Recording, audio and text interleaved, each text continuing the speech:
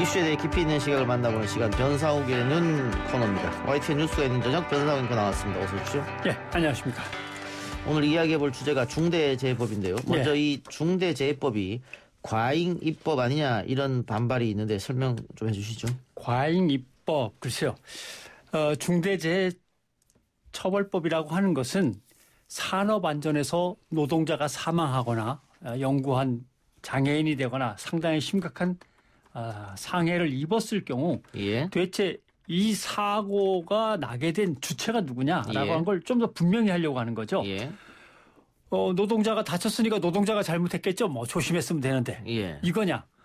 그 현장에 책임자가 있을 텐데 현장 책임자가 좀 잘 보살피지 그랬어. 라고 하는데 과연 거기서 끝나는 것이냐.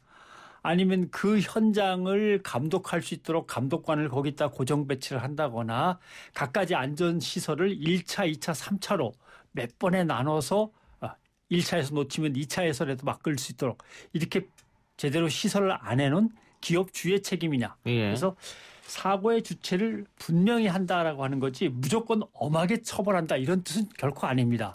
법안을 이제 뜯어보면 그런 것들이 있는 거죠. 근데 지금 보수 언론 그리고 기업 쪽에서는 세계에 유례없는 과잉 입법이고 이 법이 제정되면 기업 존립 자체가 위태하다 이런 얘기를 하고 있습니다. 근데 지금 실제로 법을 보면 이 중대재해법이라고 하는 것은 이런 경우입니다. 실제로 기업주들은 벌금만 냅니다. 지금은 그렇죠. 지금 벌금만 냅니다. 벌금 내는 액수를 갖다 살펴보면 기껏 해봤자 평균 내면 한 300만 원 정도입니다. 그러면 평균 300만 원의 벌금을 내는 기업주들이 2억 원, 3억 원, 5억 원의 안전시설을 계속 갖춰가면서 노동자들을 보호해 줄 거냐. 이런 문제가 있고 또 하나 기업이 과태료나 벌금을 냅니다. 그럼 누가 내겠습니까? 사장님 주머니에서 그 돈이 나온다? 아닙니다. 기업의 손비용 처리로 합니다. 회사 돈으로. 회사 돈입니다. 그러니까 결국은 기업주는 거기 자기네 사업장에서 얼마나 많은 사람이 죽어나가든 간에 단 1원도 손해보지 않는 겁니다. 감옥에 가는 거는 현장 책임자가 가고 돈 혹시 벌금으로 내거나 과태료로 내야 될 거는 회사 돈으로 내고 이런 거죠. 이런 상황에서는 도대체 누가 사고를 일으킨 주체에 속하느냐도 불분명한 데다가 기업주는 아무런 위해를 받는 게 없으니까 결국은 안전 조치가 계속 희미해진 상태로 갈 수밖에 없다라고 하는 거죠. 그래서 사고가 반복되고 하청업체 자기들이 책임을 면하려고 하청업체 주다 보니 하청업체도 사고 나는 거죠. 하청업체에서 사고 또 나죠. 거긴 더 가난하니까.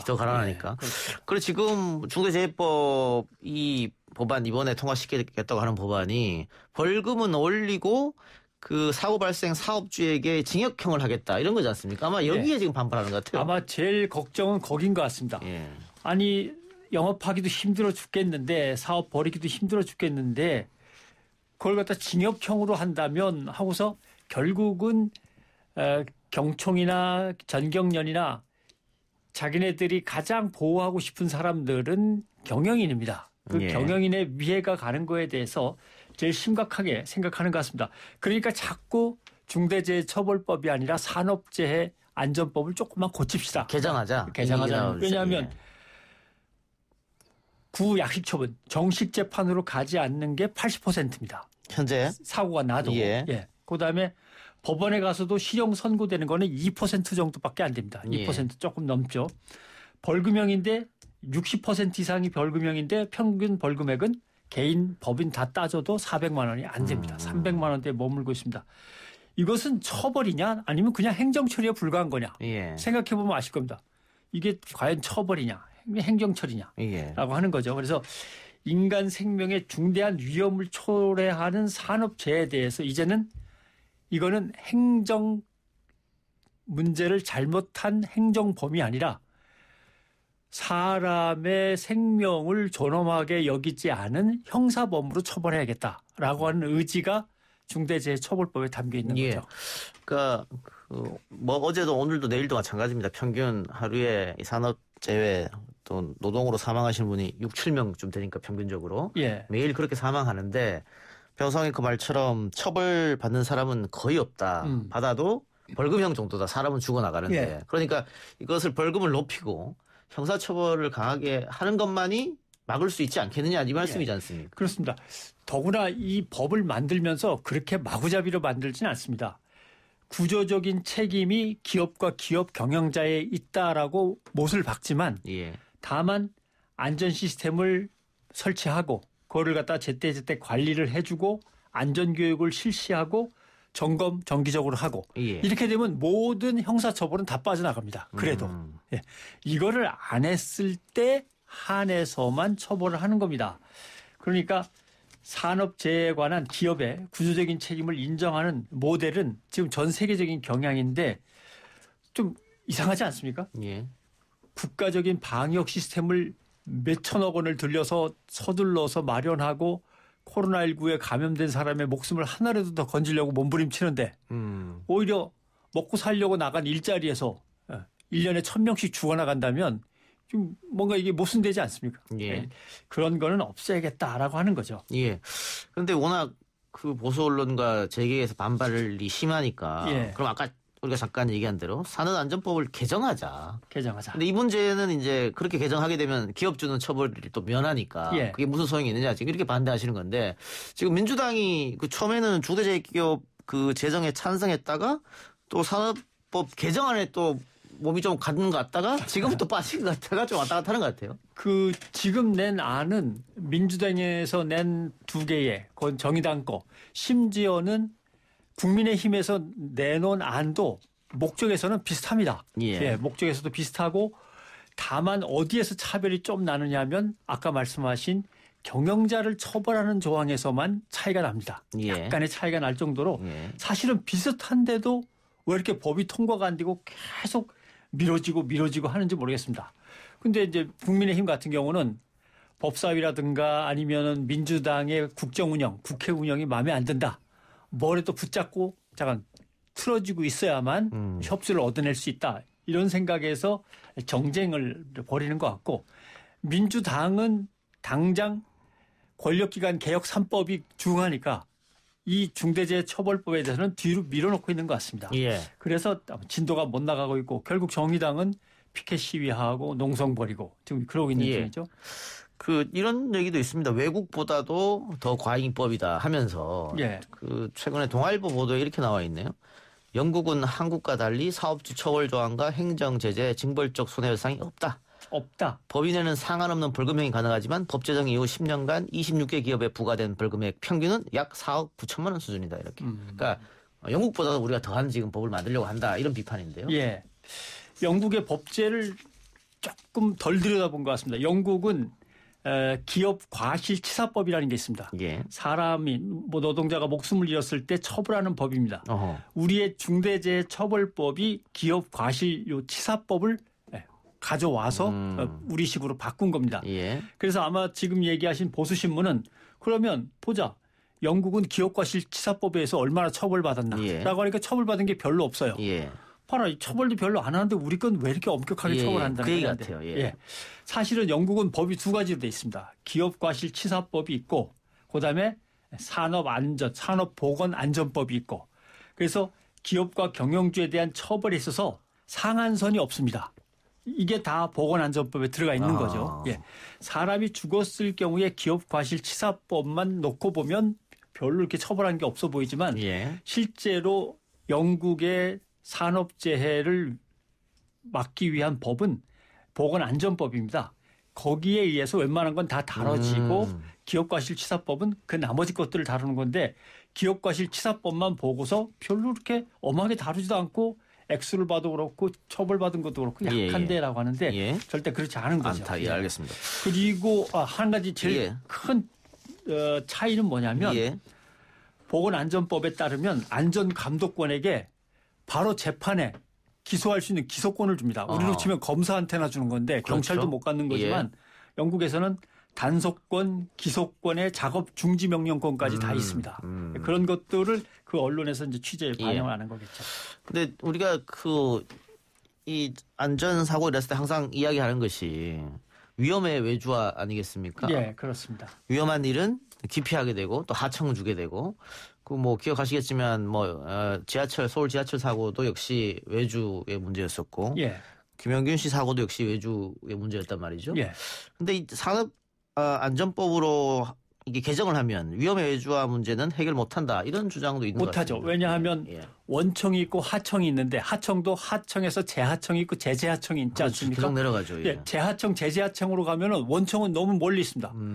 도대체 이 작업을 맡긴 게 누구냐 그러면 그래봤자 고위의 하청 이것밖에 안 가는 건데 결국 이런 점에서 원청이 하청 업체한테 산업안전을 얼마나 잘 지키냐 노동자의 목숨을 제대로 보장할 수 있느냐라고 하는 것을 강요하지 않으면 가난한 하청업체로서는 안 하죠. 결국 위험의 외주화로 하청업체한테 위험이 다 쏠려가는 것에 대해서 이걸 방향을 전환하려면 중대재해법을 다시 만들어가지고 원청과 하청한테 안전보건조치의 의무를 모두 부과하고 지금 산안법이 해결하지 못하는 문제를 해결해야만 되는 거죠. 네. 자, 그러면 이런 오해가 있을 수 있을 것 같습니다. 이게 만약에 통과됐을 때 산재 사고가 일어나면 그러면 무조건 경영자는 처벌되는 것 아니냐. 경영자가 나름 뭐 노력을 했어도 사고라는 것이 모든 걸 다 막을 수는 없으니까 이런 오해도 있을 수 있을 것 같은데. 그렇습니다. 그러니까 법인과 행위의 책임자, 경영 책임자가 안전 의무를 반드시 지켜라. 의무를 지킨 한에서는 그렇게 심하게 처벌하지 않는다라고 하는 거죠. 고의로 안전 의무를 위반했을 때, 그래서 중대재해가 발생했을 때 과실범으로서 이제 처벌하겠다는 겁니다. 근데 이제 문제는 지금 처벌하려고 하는 것은 과실범이 아니라 사실은 고의범에 속하는 겁니다. 왜냐하면 안전조치와 안전 의무를 다 하라고 했는데 계속 벌금으로 때우면서 안 하는 경우는 이게 과실이냐? 고의냐? 예를 들면 2인 1조로 작업하게 돼 있는데 비용을 아끼기 위해서 한 명만 투입됐다. 그런 게 반복된다 그러면 이거는 과실이라고 볼 수 없다 이런 의미잖아요. 예를 들면 음주운전을 되게 엄하게 처벌하지 않습니까? 음주운전이라는 건 어쩔 수 없이 했다. 또는 잘 할 수 있었는데 잠깐 실수했다. 이게 아니거든요. 그렇죠. 술을 마셔서 정상적인 상태가 아니면 절대 운전대를 잡지 말라고 돼 있는 거고 그건 누구나 이해할 수 있고 할 수 있는 일인데 안 한 거죠. 이런 경우는 법정형이 높은 것처럼 이것도 시설과 관리를 하라 그랬는데 안전에 대해서 그 의무를 다하지 않으면 이거는 고의범으로 처벌하겠다라고 하는 겁니다. 그렇게 이해하시면 될 것 같습니다. 알겠습니다. 자, 중대재해기업처벌법 과연 이게 통과가 될지는 모르겠습니다만은 정의당에서는 계속 요구를 하고 있는 문제고 처음에는 근데 이게 뭐 별 어려움 없이 통과될 것 같았는데 결국은 반발이 심해서 이렇게 된 건가요? 어쨌든 국회 통과는 어떻게 보고 계세요? 국회 통과는 일단 될 거라고 봅니다. 왜냐하면 사실은 여론은 상당히 높은 거고 일단 제일 국민의힘 보수 야당을 압박하고 있는 건 사람이 죽어나가고 있다는 겁니다. 이건 뭐 부인할 수 없는 사실이거든요. 그러니까 중대재해법 중에 작고 CEO들, 경영인들에 대한 압박이 심하다고 피하려고 하는데 경영자 책임 5항에 보면 명확하게 면책 조항이 있습니다. 그런 것들을 이해하면 기업이 안전의무 조치를 충분히 했다면 면책받을 수 있다는 거고 그다음에 결국은 중소기업만 딱한 거 아니냐라고 하는 거죠. 최저임금을 올리려고 해도 중소기업이 딱하다. 안전 문제도 중소기업이 딱하다.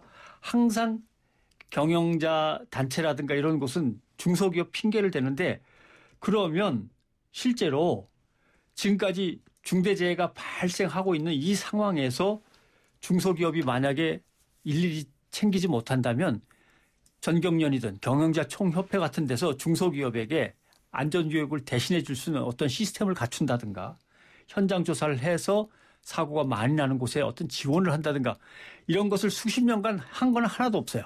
그러면서 맨날 중소기업 핑계만 된단 말이죠. 이런 것도 곤란한 거죠.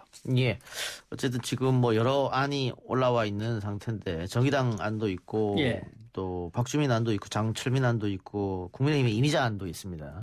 이미자 의원 안이 생각보다 좀 세더라고요. 근데 그 깜짝 놀랐다는 거 아닙니까? 민주당도 그렇고 정의당도 그렇고 국민에서 임 의원이 냈는데 이렇게까지 자기들하고 딱 맞아 떨어지는 안을 낼 수 있을까라고 하는 건데 지금 올라와 있는 이 안들을 보면 셋 다 비슷합니다. 결국은 비슷한데 안전조치 의무의 그 범위에서만 조금은 차이 나는 건데 그것은 소위원회에서 얼마든지 조정할 수 있을 거라고 보고요.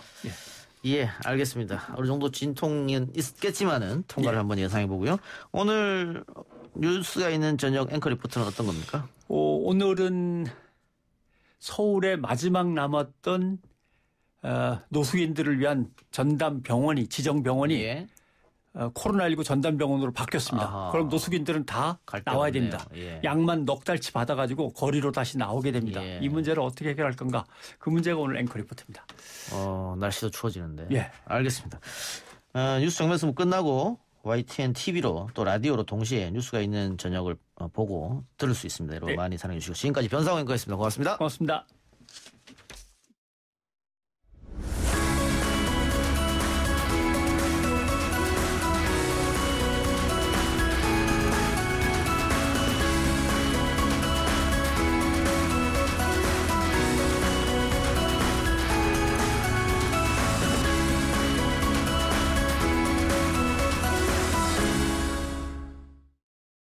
국회 법사위를 둘러싸고 오늘 하루 굉장히 숨가쁘게 돌아갔습니다. 여당이 공수처법 개정과 관련해서 법사소위 일정을 진행하려고 하자 국민의힘 의원들이 회의실 앞에서 피켓 시위를 벌였고요. 이후 여야 원내대표가 공수처장 후보 추천과 관련해 밀도 있는 협의를 진행키로 했다라는 합의 내용이 알려졌다가 거의 1시간 만에 또 합의가 무산됐다 이런 소식도 전해졌습니다. 정기국회 마지막 본회의까지 남은 시간이 별로 없는데요. 공수처법의 운명 어떻게 될까요? 국회 법사위 더불어민주당 박주민 의원 전화로 연결하겠습니다. 의원님 나와 계십니까? 예, 안녕하십니까. 자, 법사위 들어서 오늘 하루 굉장히 복잡했던 것 같습니다. 네, 방금 말씀하신 것처럼 오전에 법사위를 열었는데 또 갑자기 이제 원내대표 간에 협상을 한다 이런 소식이 전해져가지고 공수처법 논의를 조금 늦춰라 이런 얘기가 나와서 조금 늦췄다가 다시 이제 법사위 쪽에서 이제 공수처법 관련된 논의를 시작하니까 이제 국민의힘 의원님들이 법사위 회의장 앞에 이제 어떻게 보면 이제 농성이시죠. 농성을 시작하시면서 굉장히 혼란스러운 그런 상황이 하루 종일 연출됐습니다. 네. 그 5.18 특별법 개정안과 공수처 뭐 어떤 문제가 있었습니까? 지금 야당에서는 5.18 특별법 개정안을 여당이 단결한 것은 합의 위반이다 이러면서 공수처 그러면은 뭐 협조 못 해주겠다 이렇게 나온 거로 들었거든요. 5.18 특별법 같은 경우에는요, 예. 저희가 이제 단독으로 처리를 했어요. 저희가 단독으로 처리를 했는데, 간사들 간에 아마 그 야당 의원들이 배석해서 회의에 참여하기 전까지는 의결하지 않는다라고 뭐 얘기가 있었었나 봐요. 예. 그런데 이제 그 얘기를 해석하는 것에서 약간 차이가 있는데, 우리 당 간사는 원내대표 회동이 끝나면 그때 이제 처리한다라는 얘기였다라고 얘기하고 김도욱 간사는 아까 말씀드렸던 것처럼 야당 의원들이 참석해서 회의에서 뭔가 뭐 의견을 내거나 뭐 이랬을 때 처리한다 이렇게 좀 해석을 하는 것 같더라고요. 그래서 그런 그 약속, 그 협의사항을 어떻게 해석하느냐에 관련된 좀 쟁점이 있었고요. 예. 공수처 같은 경우에는 뭐 아까 말씀드렸던 것처럼 워낙 저쪽에서는 반대하니까요, 처리 자체를. 네, 안건 조정위 구성을 요청했고 안건 조정위가 이루어졌다는 이야기 들리던데요. 이게 뭐 또 3대3의 숫자고 여야가. 예. 안건 조정위원회는 아시다시피 이제 신청만 하면 자동적으로 이제 구성이 되게 되고요. 예. 여야 동수로 구성되게 돼 있고. 위원장은 제1당의 간사가 맡는 걸로 되어 있습니다. 그러면은 어떻게 되냐면 백혜련 더불어민주당 간사가 위원장을 맡게 되고요. 여야 3대3이니까 더불어민주당 3명, 그다음에 야당이 3명이 돼야 되는데 법사위는 야당이 2개가 있습니다. 그러니까 국민의힘이 있고요. 그다음에 열린민주당의 최강욱 의원이 있어요. 그래서 아마 국민의힘 2명, 열린민주당 최강욱 의원 이렇게 해서 야당은 구성이 될 것 같습니다. 어쨌든 여야가 3대3인데 지금 이 안건 조정위 활동 기한이 구성일로부터 90일이다. 그러니까 아마 야당은 90일까지 결정하면 안 된다는 뜻일 테고 여당 입장은 90일까지 이야기하라고 그랬지 뭐 무조건 90일 지킬 필요는 없는 거 아니냐 이런 입장인 것 같은데요. 맞습니다. 뭐 90일까지라고 하는 것은 활동의 시한을 정하는 것이지 의결을 언제까지 하자라는 것을 정한 게 아니거든요. 그래서 과거에도 이제 안건조정위원회에 안건이 회부되면은 90일이 되기 전에 의결을 통해서 이제 안건 관련된 논의를 종료시키는 사례들이 많습니다. 그래서 지금 현재 우리 당 입장에서는 안건조정위원회가 구성되면 바로 논의 및 의결을 해서 시간을 대폭 줄인다 이런 생각을 가지고 있는 것이죠. 그러면 지금 안건 조정이 구성이 돼서 여야가 3대 3인데 그 야 3명 중에 1명인 최강욱 대표는 범여권으로 분류되니까 실질적으로 4대 2 아니겠어요? 네, 그래서 표결을 하면은 충분히 이제 의결을 할 수 있고요. 예. 참고로 말씀드리면 오늘 저녁 6시 내에 이제 야당에서도 안건조정위원을 추천을 하겠다고 했으니까 예. 아마 이제 추천이 됐을 것입니다. 그럼 네. 타임라인은 이제 어떻게 됩니까? 오늘 안건 조정이 구성을 해서 의결을 하고 예. 다수결 원칙으로 하면은 않고요. 지금 예. 현재는 안건조정위는 내일 오전 9시에 하는 것으로 예정되어 있습니다. 예. 그렇게 해서 그러면 9일날 본회의에 처리한다는 계획은 민주당 그대로인 것입니까? 그렇죠. 그러니까 내일 안건조정위원회에서 이제 의결을 하게 되면 소위의 의결을 대체합니다. 그게. 예. 그러니까 다시 말씀드리면 다시 소위에서 그 안건을 다룰 일은 없는 거고요. 그럼 법사위 전체 회의에서의 의결만 있으면 본회의에 언제든지 올라갈 수 있는 상태가 되는 겁니다.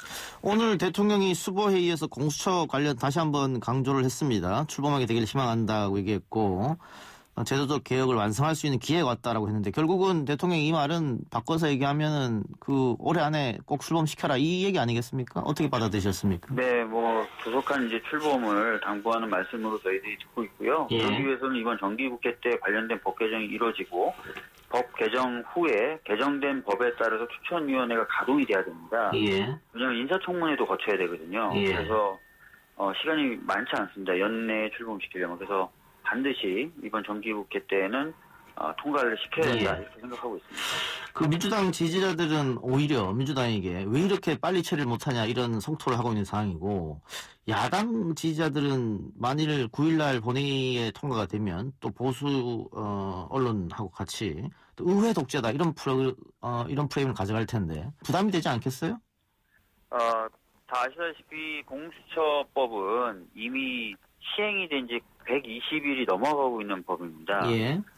시행이 된 지 120일이 됐음에도 불구하고 기구 자체가 제대로 구성되지 못했던 것 이런 위법적인 상황을 극복하기 위한 법 개정이기 때문에요. 예.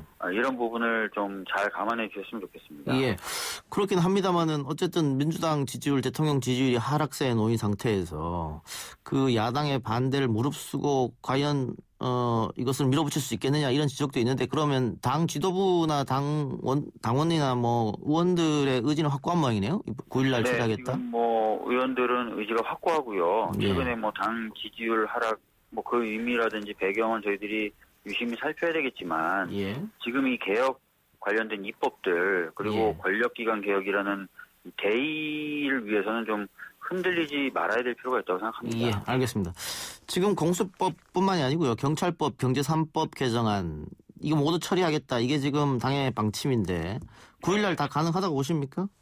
지금 각 상임위에서 관련된 법안들을 하고 있고요. 그래서 예. 예를 들어서 이제 정무위에서는 공정거래법이라든지 사회적 참사법 관련된 논의와 처리 시도를 계속 하고 있습니다. 예.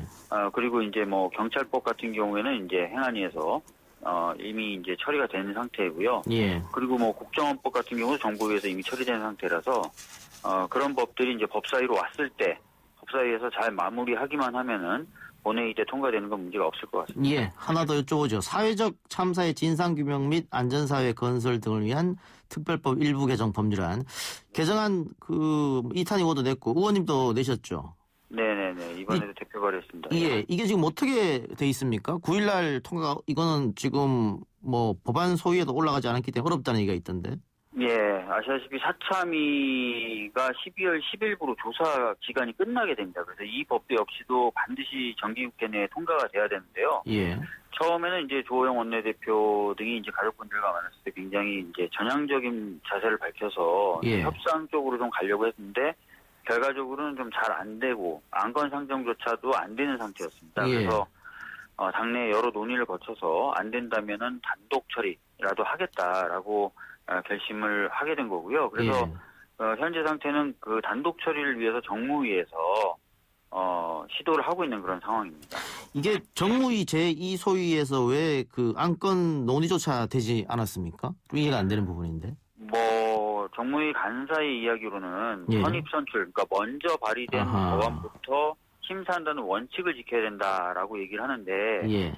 사실 이제 선입선출이 뭐 원칙이긴 하지만 지금까지 예. 그 원칙이 또 제대로 지켜진 적도 많지 않습니다. 그리고 이 법안도 이미 발의된 지 한 달 이상이 지났고요. 예. 법안 발의되기 전부터 저도 이제 찾아가서 법안에 대한 설명을 드렸었고 예. 가족분들도 찾아가서 법안에 대한 내용을 설명을 드렸기 때문에 예.